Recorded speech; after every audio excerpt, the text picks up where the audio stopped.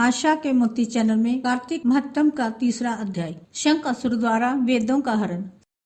सत्यभामा बोली, हे भगवान, आप तीनों कालों के जानने वाले हैं। आप कार्तिक मास को ही इतना श्रेष्ठ क्यों मानते हैं? हे देव, इसी प्रकार सब तिथियों में एकादशी और सब महीनों में कार्तिक का महीना ही आपको क्यों प्रिय है? श्री कृष्ण बोले, हे कांते, तुमने बड़ा अच्छा प्रश्न किया। इस विषय में एकाग्रचित होकर राजा वेनु के पुत्र पृथु और महर्षि नारद का पूरा संवाद सुनो। नारद जी बोले, पहले समय में सागर का पुत्र शंखासुर नामक राक्षस त्रिलोकी को जीतने वाला महापराक्रमी पैदा हुआ था। उसने अपने पराक्रम से संपूर्ण देवताओं को स्वर्ग से निकाल दिया तथा इंद्र आदि संपूर्ण लोकपालों के अधिकार अपने हाथ में ले लिए। सब देवता शंखासुर के भय के मारे बहुत वर्ष पर्यंत सुमेरु पर्वत की गुफाओं में रहे। एक समय शंखासुर ने विचार किया कि मैंने देवताओं को जीत लिया है, परंतु वे अब भी बहुत बलवान मालूम होते हैं। हाँ, अब मैंने जान लिया कि वे सब वेद मंत्रों के प्रभाव से युक्त हैं, इसी से वे बलवान हैं। अतः उनके वेदों का हरण कर लिया जाए तो वे सब स्वयं ही बलहीन हो जाएंगे। ऐसा सोचकर शंखासुर सत्यलोक में गया,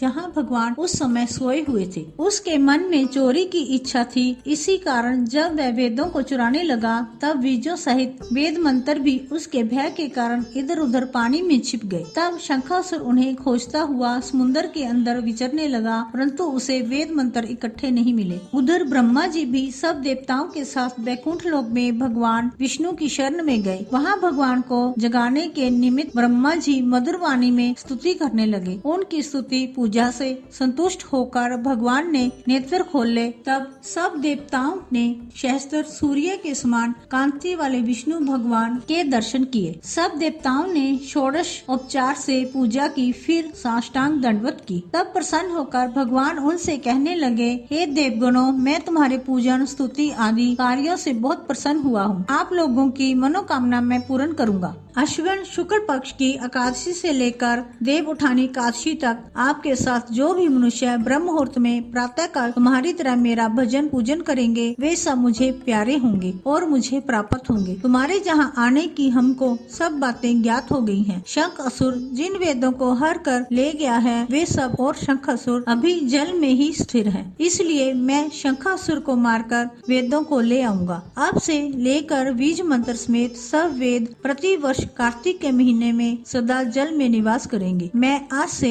मत्स्य रूप धारण कर जल में रहूंगा। तुम भी सब मुनियों को साथ लेकर मेरे साथ आइए। इन दिनों मैं पृथ्वी लोक में जो मनुष्य प्रातः काल स्नान करेंगे, वे निश्चय यज्ञांत स्नान के फल को प्राप्त होंगे। अतः हे देवराज इंद्र, जो लोग कार्तिक मास में नियम पालन करते हैं, उनको तुम मेरे लोक में पहुँचा दिया करो और उनकी सब आपत्ति तथा विघ्नों से रक्षा करते रहना। हे वरुण, तुम उनकी पुत्र पौत्र धान्य से वृद्धि करते रहना, क्योंकि कार्तिक का व्रत करने वाला जीवन से मुक्त हो जाता है और वह मेरा ही स्वरूप धारण कर लेता है। और अन्य सभी देवताओं जो जन्म से मरण तक इस उत्तम व्रत का नियम पालन करता है, वह तुम्हारे लिए भी पूज्य है। तुम लोगों ने मुझे एकादशी के दिन जगाया है, इसलिए यह तिथि परम पवित्र है, सदा मनाने योग्य है। यह तिथि मेरे लिए परम प्यारी है। हे देवगणों, विधि पूर्वक किए गए ये दोनों व्रत प्रत्येक प्राणी को मेरे ही समीप पहुंचा देते हैं। जय श्री कृष्ण।